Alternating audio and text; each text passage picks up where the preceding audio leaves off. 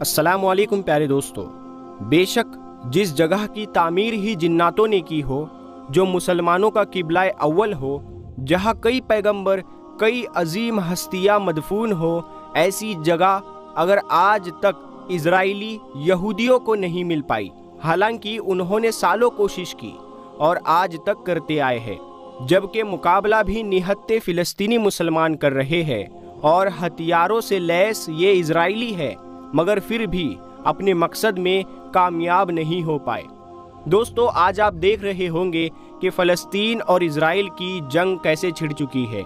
Israel लगातार बमबारी कर रहा है। हालांकि आपने देखा होगा कि 8 अक्टूबर की सुबह को हमास नाम के एक ग्रुप ने इजराइल के ऊपर 20 मिनट में 5000 रॉकेट दाग दिए।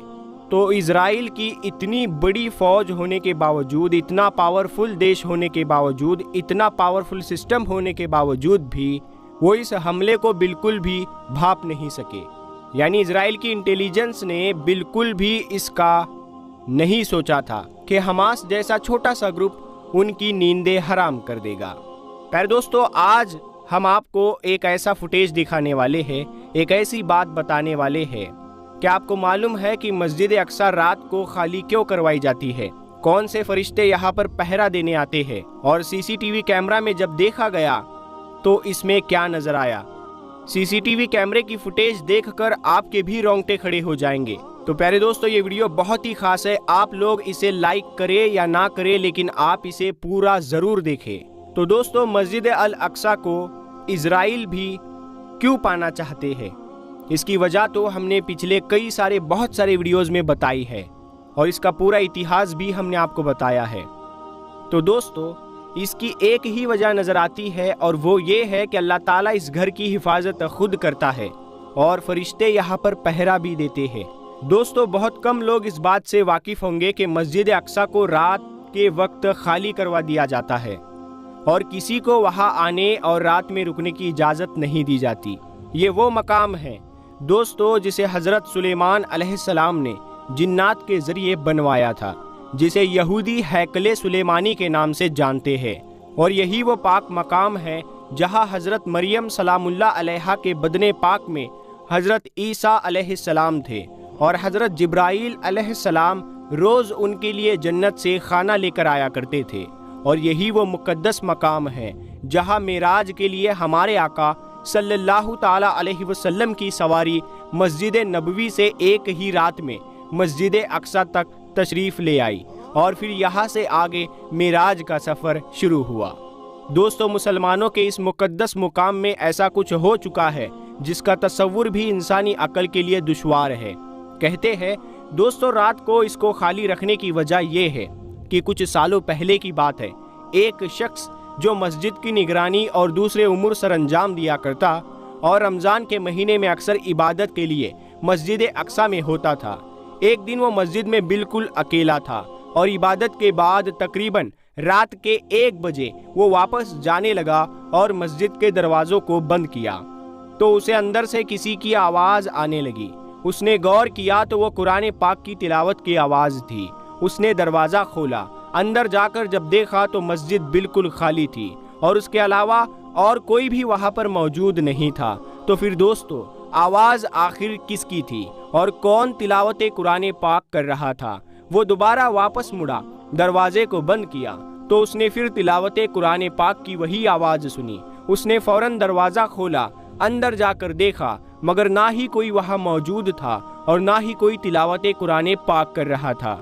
उसने दरवाज़ा फिर से बंद किया तो आवाज़ दोबारा आने लगी। वो पहले तो डर गया, फिर दरवाज़ा खोल कर देखा और फिर अच्छी तरह से मस्जिद का एक एक कोना छान मारा, मगर उसे वहाँ कोई शख्स ना मिला। दोस्तों, उसका कहना है कि उस रात वो डर कर वापस घर आ गया, मगर अगली रात फिर उसके साथ ऐसा ही हुआ। उसको समझ नहीं आ रहा था कि आखिर ऐसा कौन है जिसकी तिलावत की आवाज़ तो आ रही है मगर वो खुद दिखाई नहीं देता। अगले रोज़ उसने मस्जिद के सिक्योरिटी अमले को बताया। उन्होंने कहा परेशानी की बात नहीं है, ہم ابھی سیکیورٹی کیمرے کی ریکارڈنگ چیک کر لیتے ہیں تاکہ تمہارا وہم دور ہو جائے۔ دوستو، جب انہوں نے رات کے وقت کیمرہ کی ریکارڈنگ دیکھی تو ان کے رونگٹے کھڑے ہو گئے۔ وہ دیکھتے ہیں کہ ایک نورانی سفید کپڑوں میں بزرگ ہے اور وہ نور سے جیسے نہائے ہوئے ہے اور قرآن پاک کی تلاوت میں مشغول ہے۔ ان کے جسم کے آس پاس نور ہی نور ہے، بلکہ آپ یہ کہہ سکتے ہیں کہ وہ نور کا جسم ہے، کیونکہ ان کی روشنی سے پوری مسجد کا احاطہ روشن تھا۔ پھر میرے دوستو، انہوں نے بہت سی راتوں کی ریکارڈنگ چیک کی تو تقریباً سبھی میں ایسا ہی کچھ پایا گیا، بلکہ ایک ریکارڈنگ میں تو ایک سے زیادہ نورانی مخلوق نماز بھی پڑھتی دکھائی دی۔ یہ ساری بات امام مسجد اور انتظامیہ کو بتائی گئی اور CCTV فوٹیج دکھائی گئی تو انتظامیہ اور امام مسجد نے یہ فیصلہ کیا کہ رات کے وقت میں مسجد خالی رکھی جائے تاکہ فرشتے اپنی عبادت کھل کر سکے، اور اللہ کی جو نہیں دکھنے والی مخلوقات ہے، جو ہم انسانوں سے چھپی ہوئی ہے، جسے جنات بھی کہتے ہیں، وہ بھی یہاں پر ہو سکتا ہے اللہ کی عبادت کرنے کے لیے آتے ہو۔ اسی لیے اس مسجد کو رات کے وقت ہمیں بند کرنا چاہیے۔ اس کے بارے میں ایک عالم کا یہ بھی کہنا تھا کہ اب تک اگر اسرائیلی نہتے مسلمانوں سے مسجد نہ لے پائے ہیں تو یقیناً اللہ پاک اپنے فرشتوں کے ذریعے اپنے گھر کی حفاظت فرما رہا ہے، تبھی آج تک یہودی مسجد اقصی پر قابض نہیں ہو پائے ہیں۔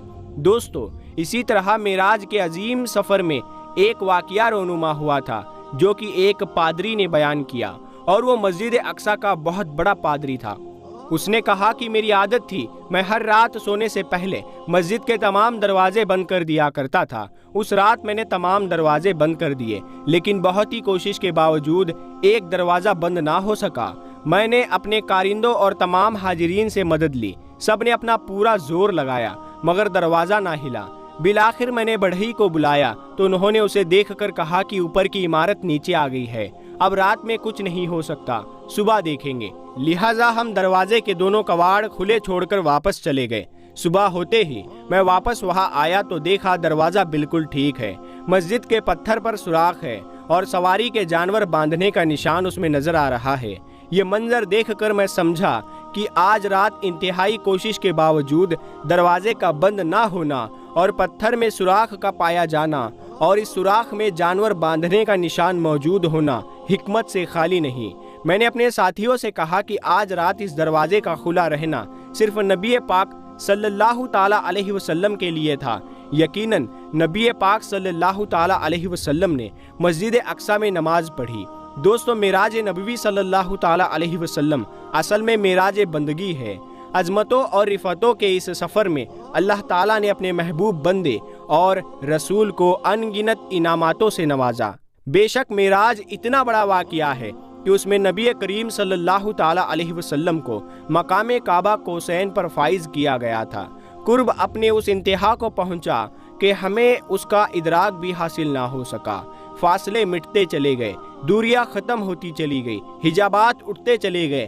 درجات کے اس عظیم الشان بلندی پر جب جلوائے افروز ہو کر بھی عاجزی اور انکساری کا پہران اس رسول عظیم صلی اللہ تعالیٰ علیہ وسلم کے لیے باعث اعزاز بنا رہا، قرائے ارضی پر واپسی ہوئی تو سیاح لامکا حضور صلی اللہ تعالیٰ علیہ وسلم کا بشری و تہذیبی وجود سلامت تھا۔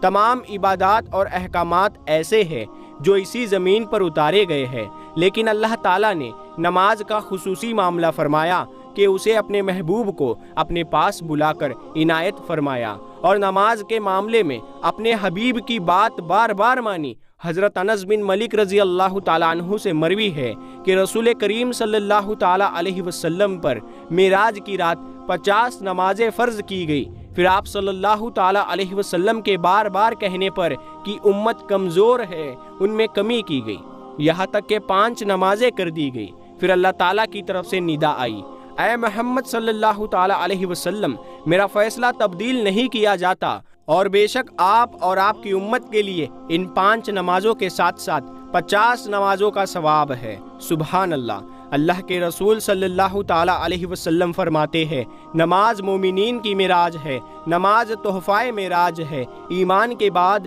شریعت کا پہلا حکم نماز ہے۔ حضور صلی اللہ تعالیٰ علیہ وسلم پر اول بار جس وقت وحی اتری اور نبوت کریمہ ظاہر ہوئی، اسی وقت حضور صلی اللہ تعالی علیہ وسلم نے با تعلیم جبرائیل نماز پڑھی، اور اس دن تعلیم حضور اقدس ام المومنین خدیجۃ الکبریٰ رضی اللہ تعالی عنہا نے نماز پڑھی۔ دوسرے دن حضرت علی رضی اللہ تعالی عنہ نے حضور صلی اللہ تعالی علیہ وسلم کے ساتھ نماز پڑھی کہ ابھی سورت مزمل بھی نازل نہ ہوئی تھی۔ تو دوستو، ایمان کے بعد پہلا حکم نماز ہے۔ اللہ تعالیٰ سے دعا ہے کہ اللہ پاک ہمیں 5 وقت کی نماز پڑھنے کی توفیق عطا فرمائے اور ہمارے دلوں کو ایمان کی روشنی سے سرشار کر دے، آمین ثم آمین۔ پیارے دوستو، اگر آپ کو یہ ویڈیو پسند آئی ہے تو آپ اس ویڈیو کو لائک کریں، اپنے دوستوں میں شیئر کریں۔ اگر ابھی تک آپ نے ہمارے چینل کو سبسکرائب نہیں کیا ہے تو سبسکرائب کر کے ساتھ میں لگے بیل آئیکن کو ضرور دبا دیں۔ ہم ملتے ہیں اگلی ویڈیو میں، تب تک کے لیے السلام علیکم۔